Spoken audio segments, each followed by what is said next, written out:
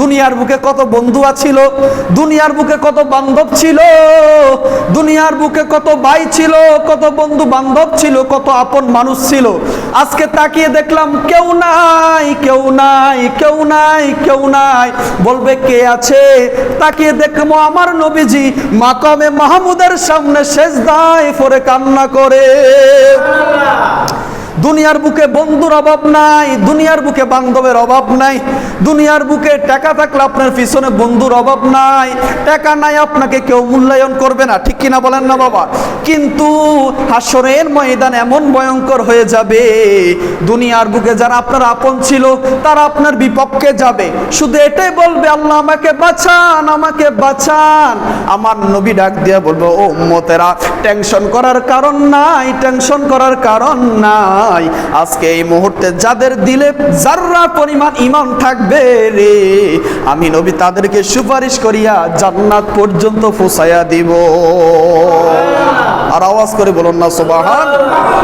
বন্ধুগণ আমার, হাসরের ময়দান এমন ভয়ঙ্কর হবে, আল্লাহর নবী রাহমাতুল লিল আলামিনের স্ত্রী আম্মা জান আয়েশা বলেন, লাব্বাইকা ইয়া রাসূলুল্লাহ ইয়া হাবিবাল্লাহ, নবীজি হাসরের ময়দানে যখন মানুষগুলো উঠবে তারা কি অবস্থায় উঠবে? আল্লাহর নবী বললেন ও আয়েশা, ও আয়েশা শুনো, হাসরের ময়দানে যখন মানুষগুলো উঠবে তারা উলঙ্গ অবস্থায় উঠবে, তাদের পরার মধ্যে কোনো কাপড় থাকবে না। ও আয়েশা রে, দুনিয়ার বুকে মানুষ কত দামি দামি কাপড় ফিন্দে, কত দামি দামি কাপড় কিনে যেন লজ্জাস্থান না দেখা যায়, কিন্তু হাসরের ময়দানে এমন ভয়ঙ্কর হবে রে আয়েশা, হাসরের ময়দানে যখন মানুষগুলো উঠবে তাদের লজ্জাস্থানগুলো ফেরে দেখা যাবে। আম্মা জান আয়েশা ডাক দিয়ে বলেন, লাব্বাইকা ইয়া রাসূলুল্লাহ ওয়া ইয়া হাবিবাল্লাহ, নবীজি আমার, মানুষের লজ্জাস্থান দেখা যাবে, একজন কি আরেকজনের লজ্জাস্থান দেখবে না। এজন্য আল্লাহ রাব্বুল আলামিন বলেন, ইয়াউমা লা তামলিকু নাফসুন লিনাফসিন শাইআ ওয়াল আমরু ইয়াউমা ইযিল লিল্লাহ। আল্লাহ সুবহানাহু ওয়া তাআলা বলেন, হাসরের ময়দান এমন ভয়ঙ্কর হবে, এত কঠিন হবে বাবা, হাসরের ময়দান এমন ভয়ঙ্কর হবে, সন্তান বাবাকে চিনবে না, বাবা সন্তানকে চিনবে না, মা সন্তানকে চিনবে না, সন্তান মাকে চিনবে না। ওই কঠিন মুহূর্তে আল্লাহ নবী রাহমাতুল লিল আলামিন বলে, উম্মত শোনো শোনো শোনো, আমি নবী যত কঠিন মুহূর্ত হোক আমার গুনাহগার উম্মতদেরকে আমি ভুলবো না। সুবহানাল্লাহ। আল্লাহ রাব্বুল আলামিন বলেন, ইয়াউমা লা তামলিকু নাফসুন লিনাফসিন শাইআ ওয়াল আমরু ইয়াউমা ইযিল লিল্লাহ। আমরা দুনিয়ার বুকে কত ওয়াজ শুনি, হাসরের ময়দানের ওয়াজ শুনলে চোখের পানি চলে আসে, কিন্তু আমরা আমল করতে জানি না, কবরকে ভয় পাই না।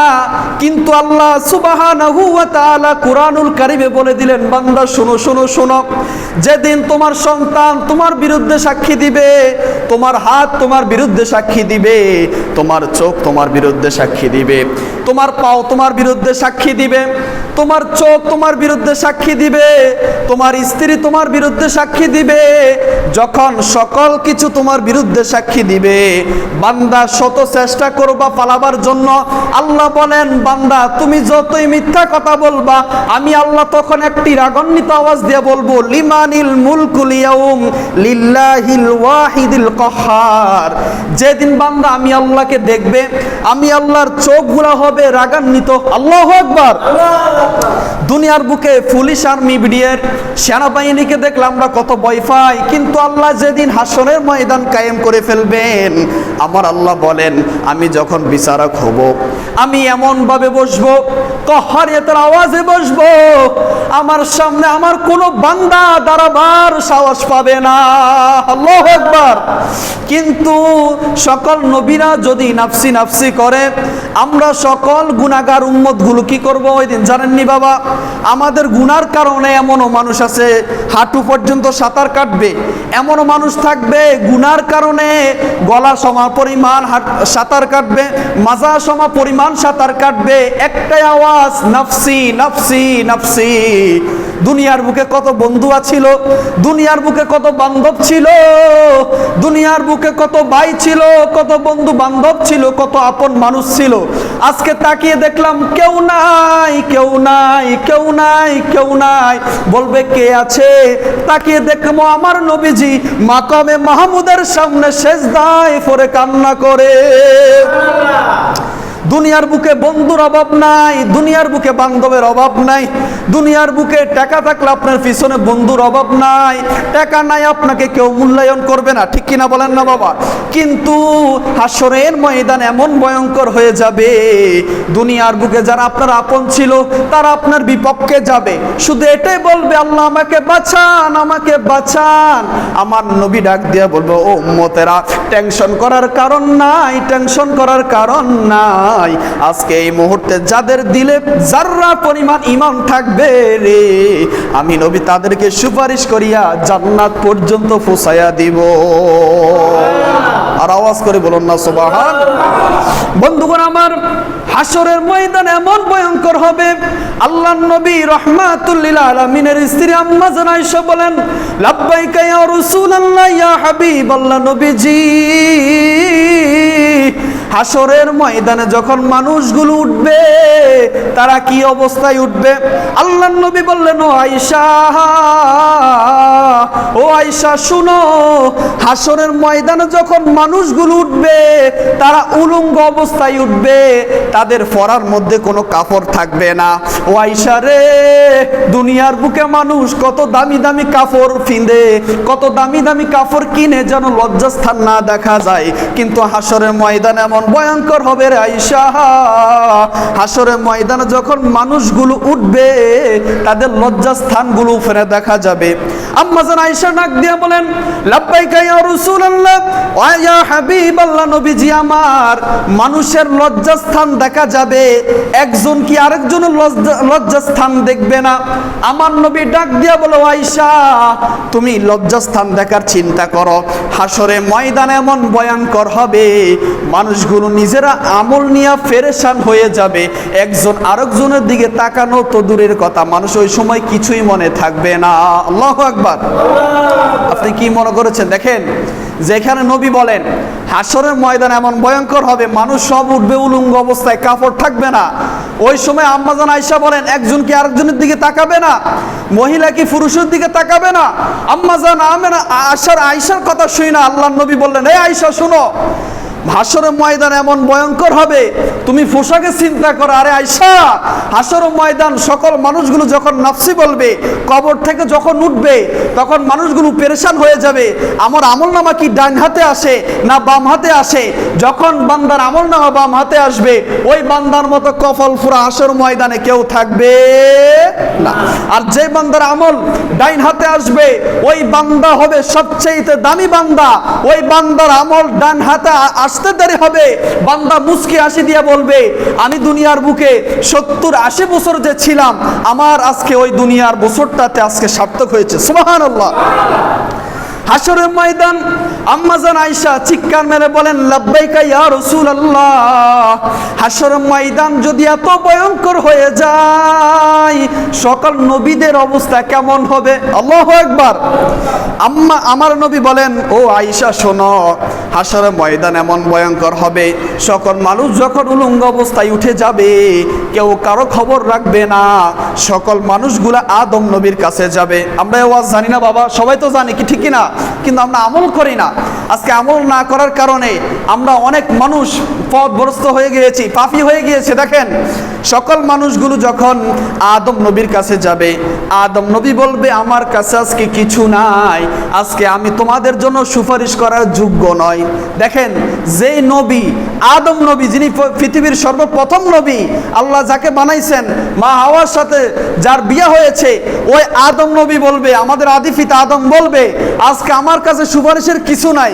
নবীরা বলবে কিছু নাই, আর আমরা উম্মত হইয়া আমাদের কোনো বেল আছে? বলেন, বেল আসেনি? বলেন, কোনো বেল নাই। তবে আমাদের একটা পুঁজি আছে, আমরা নবীকে ভালোবাসি। সুবহানাল্লাহ।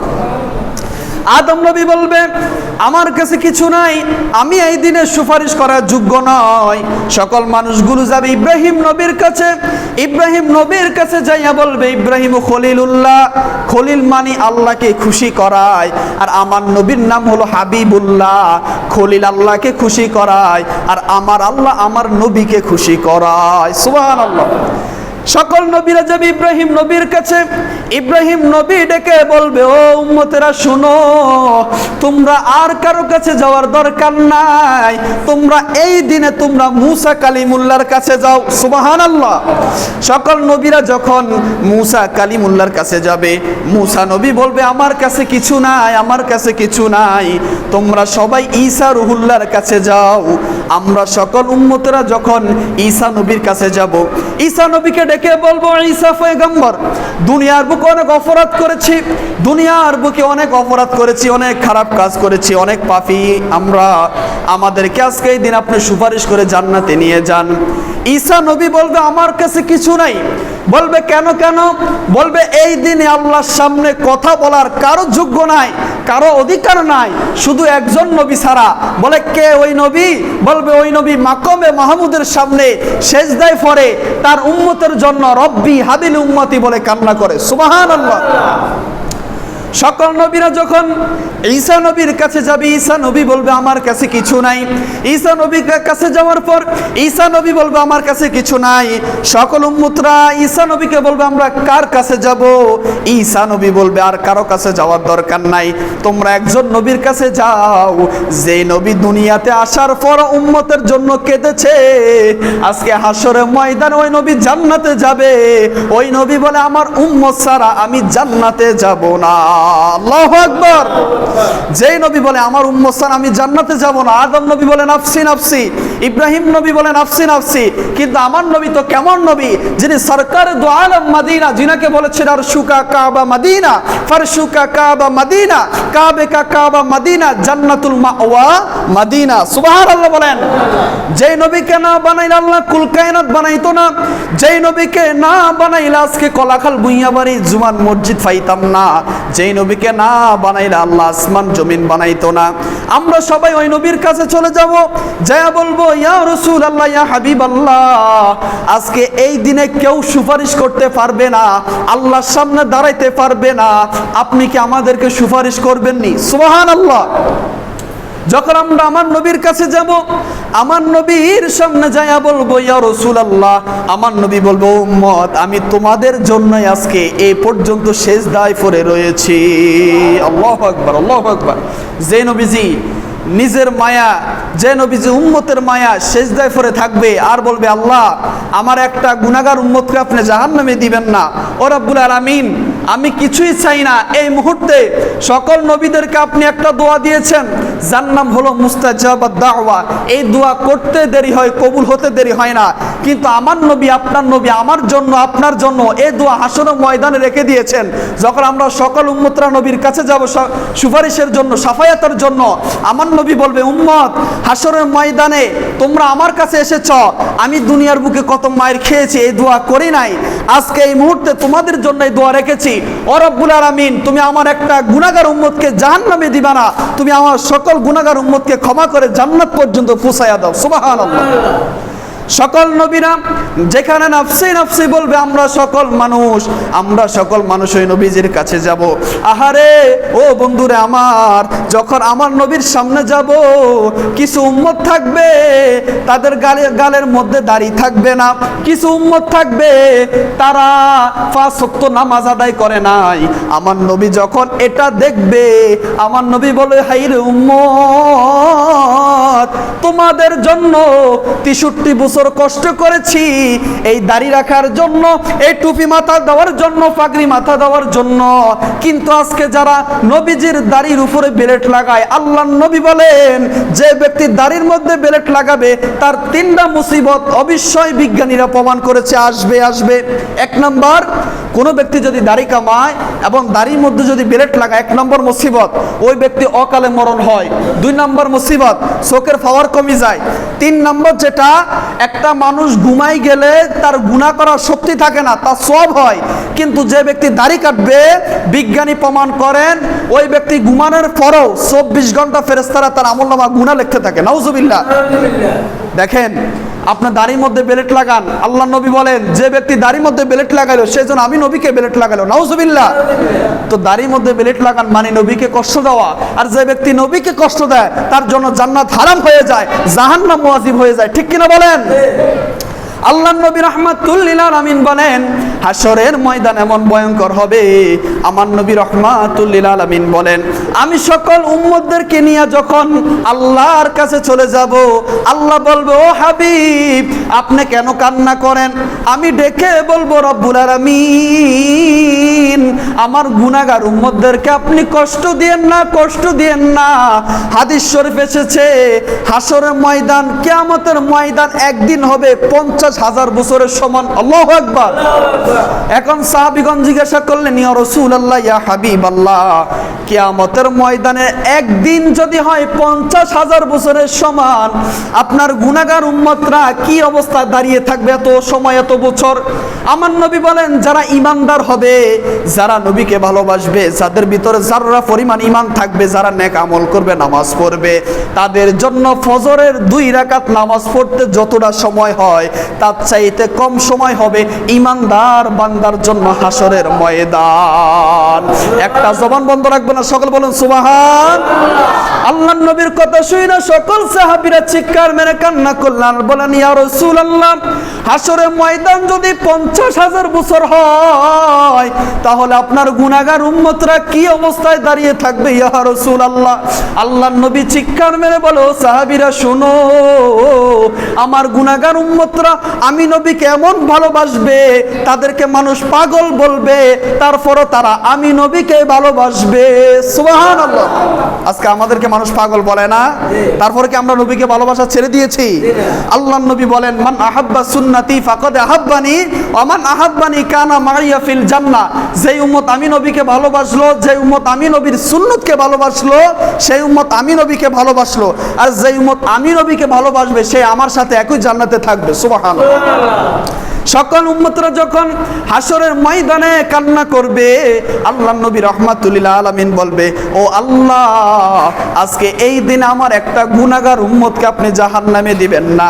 আমার আল্লাহ বিচার শুরু করে দিবেন। আমি সংক্ষিপ্ত বলছি, আমার আল্লাহ যখন হাশরের ময়দানে বিচার শুরু করে দিবেন, আল্লাহ নবীকে বলবে ইয়া রাসূলুল্লাহ আপনার যাকে পছন্দ হয়, আপনার যাকে ভালো লাগে ওই উম্মতদেরকে আপনি সুপারিশ করে করে জান্নাতে নিয়ে যান। সুবহানাল্লাহ।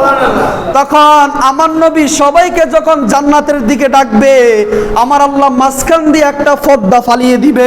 এক পাশে হলো যারা বদকার, আরেক পাশে হলো যারা নবীকে ভালোবেসেছে জান্নাতি। আমার নবী চিৎকার মেরে বলবে আল্লাহ আপনি তো বলেছেন সকল উম্মতদেরকে জান্নাতে দিবেন, কাউকে জাহান্নামে পাঠাইবেন না, তাদের মাঝখান দিয়ে কেন পর্দা ফেলে দিয়েছেন? আমার আল্লাহ ডাক দিয়ে বলবে ইয়া রাসূলুল্লাহ, ইয়া হাবিবাল্লাহ এই ডান পাশের পর্দার মধ্যে যারা রয়েছে তারা আপনি নবীকে ভালোবেসেছে, আর বাম পাশের পর্দার মধ্যে যারা রয়েছে তারা আপনাকে দুনিয়ার বুকে মাটি এবং ফসা মনে করেছে। ঠিক কিনা বলেন?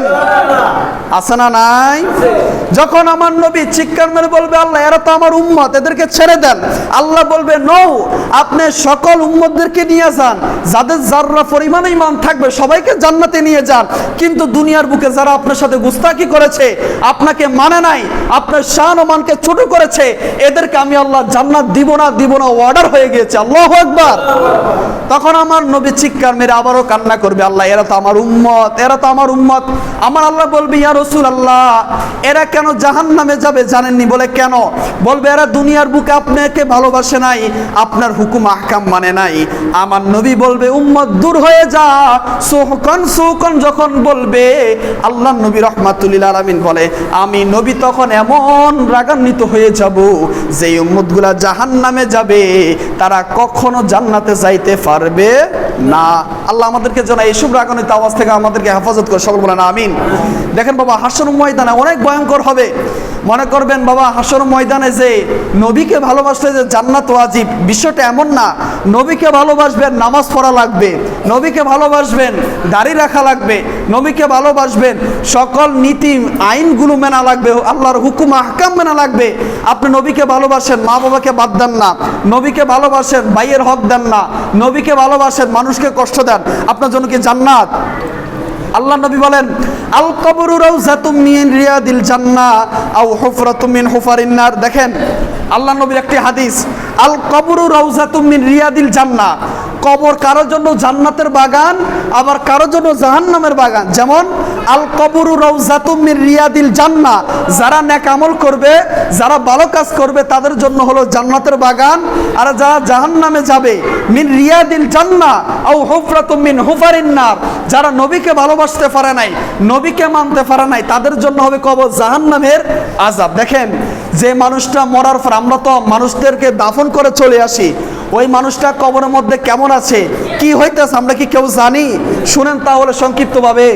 যখন একটা মানুষকে কবরে দাফন করা হয়, যখন মানুষগুলো বাড়িতে চলে আসে, তখন কবরের সামনে কেউ থাকে না। তখন আল্লাহ দুইজন ফেরেশতা পাঠান, একজনকে পাঠান প্রশ্ন করার জন্য, আরেকজন সঙ্গী থাকেন।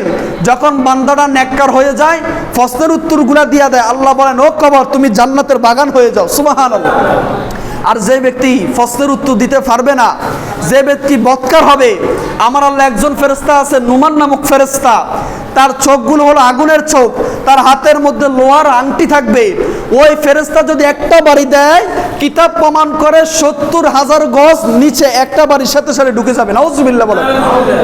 কিতাব প্রমাণ করে ওই মুদ্দারের কান্নার আওয়াজ যদি দুনিয়ার কোনো মানুষ শুনতো, সকল মানুষগুলো হাত ফেল করে বোবা অবস্থায় মারা যেত। তার মানে বোঝা গেল কবরের আযাব বড় ভয়ঙ্কর আযাব। এই জন্য হাদিস শরীফে এসেছে, তোমরা কবরের সামনে, কবরস্থানে গরু এবং ছাগল পশু বাইন্ধো না, কারণ কবরের মধ্যে যে আযাব হয়, অনেক সময় দেখবেন গরু ছুটে চলে যায়, গরু লাফালাফি করে, কারণ হলো মানুষ এবং জিন ছাড়া সকল কিছুই কবরের আযাব শুনতে পায়। আল্লাহ নবী বলেন, কবরের মধ্যে যখন বৎকাররা যখন প্রশ্ন করা হয়, বলে লা আদরি, আমি কিছু জানি না, তখন নুমান নামক একটা ফেরেশতা আসে, একটা বাড়ি দিবে, ৭০ গজ মাটির নিচে ঢুকে যাবে। আল্লাহ ৯৯টা সাপ আছে হাদিস শরীফে, অনেকে মনে করে মিথ্যা। দেখেন একটা মানুষ যখন বৎকার হয়, ৯৯টা দুনিয়ার বুকে একটা সাপ দেখলে মারকে বলায়, বাবাকে বলায়, কত ভয় পায়। কিন্তু কবরের মধ্যে যখন ৯৯টা সাপ আমার আল্লাহ যখন প্রবেশ করাই দিবে, একটা সাপ হাসরের কিতাব প্রমাণ করে কবরের মধ্যে একটা সাপ এমন লম্বা হবে, সেই সাপটা আপনার চারুকিনার দিকে ঘুরে আসতে আসতে কয় কিলোমিটার যেন সময় লাগবে। তার মানে বোঝা গেল কবরের মধ্যে এমন আযাব হবে, যারা বৎকার হবে তাদের আযাব বেশি হবে, আর যারা ইমানদার হবে, নেককার হবে, তাদের আযাব হবে। এখন প্রশ্ন আমাদের কাছে, আপনাদের কাছে, বলেন আমরা কি সবাই নেককার অবস্থায় মৃত্যুবরণ করতে চাই না? তাহলে কি নামাজ পড়া লাগবে কি লাগবে না বলেন? এখন আমরা কয়জনে নামাজ পড়ি? নামাজ পড়ি ঠিকই, কিন্তু আমাদের নামাজের মধ্যে ওই মানসিকতা নাই। যদি নামাজের ভিতর মনোযোগ আসে, ১ নাম্বার ভালো মতো ওযু করতে হবে। যদি আপনি নামাজ পড়েন, নামাজ অনেকে বলে যে নামাজ পড়ি ভালো লাগে না, নামাজ পড়ি বিড়ি ছাড়তে পারি না, নামাজ পড়ি টেনশন দূর হয় না, নামাজ পড়ি বিপদ আপদ দূর হয় না। আপনার এক সমস্যা হলো, যদি নামাজের মতো নামাজ আদায় করতে পারেন, নামাজের মতো যদি নামাজ পড়তে পারেন, তাহলে ১ নম্বর হলো ভালো মতো ওযু করতে হবে, ২ নম্বর হলো হালাল খাবার খাইতে হবে, ৩ নম্বর হলো পোশাক পবিত্র হতে হবে।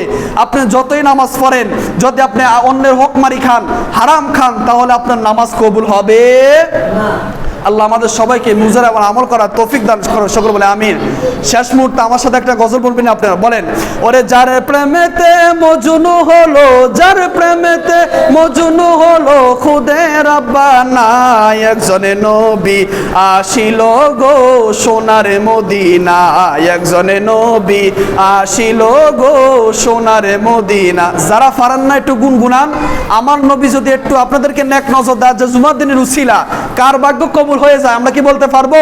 যারা পারেন না একটু গুনগুনা বলেন, ওরে যার প্রেমেতে মজনু হলো, যার প্রেমেতে মজনু হলো, খুদে রাব্বানা একজনে নবী আসিল গো সোনার মদিনা, একজনে নবী আসিল গো।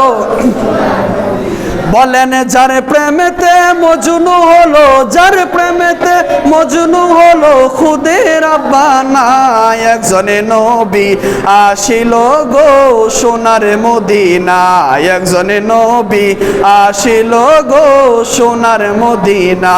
ওরে যাহারা গো মনের তরে কাবা বুকে সেজদা করে, তিনি আমার নূরের নবী শাহে মদিনা, বলো তিনি আমার নূরের নবী শাহে মদিনা, একজনে নবী আসিল গো সোনার মদিনা, একজনে নবী আসিল গো সোনার মদিনা। ওরে যার প্রেমেতে মজনু হলো, যার প্রেমেতে মজনু হলো, খুদে রাব্বানা একজনে নবী আসিল গো সোনার, বলেন একজনে নবী আসিল গো সোনার মদিনা। ওরে আমার নবী নূরের নবী, আরে দেখলাম না তার মায়ার ছবি, বলেন আমার নবী নূরের, ওরে দেখলাম না তার মায়ার ছবি। আরে নবী খুশি না হইলে আল্লাহ খুশি না, বলো নবী খুশি না হইলে আল্লাহ খুশি না, একজনে নবী আসিল গো সোনার মদিনা, একজনে নবী আসিল গো সোনার মদিনা।